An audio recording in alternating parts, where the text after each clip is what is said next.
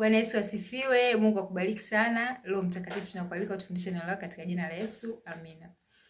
Leo tunaingia sehemu ya 7 ambayo tunahitimisha leo sehemu ya 7 ya Yesu Kristo ni nani. Katika series yetu hii tutahitimisha hapa, lakini haina maana kwamba Yesu Kristo ndio anaelezewa katika hizi sehemu 7 tu tulizoziangalia. Hapana.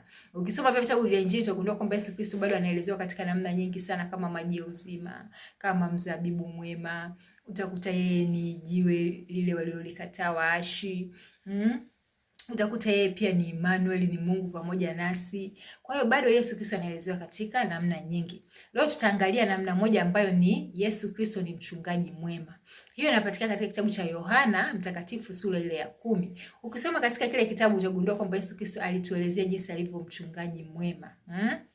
Kwamba kondoo wake wanapata malisho na wako vizuri kabisa, na yeye anawaongoza wale kondoo wake. Na anaendelea kusema kwamba hakuna mtu anaweza akampokonya wale kondoo kutoka katika mkono wake. Na anasema kwamba mtu wa mshahara akiona mbwa mwitu anakuja, yeye anakimbia. Lakini yeye sio hivyo, yeye ni mchungaji mwema. Je, tafakari, umempa maisha yako ili ayaongoze kama mchungaji mwema, na mwisho wa siku akupatie uzima wa milele.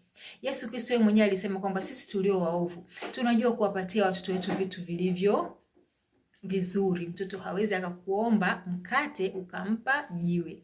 Hawezi akakuomba samaki ukampa nyoka. Haiwezekani. Sisi tulio waovu. Je, si zaidi sana Baba yetu wa mbinguni? Kwa hiyo utakapompa maisha yako, jua kwamba maisha yako yako sawa.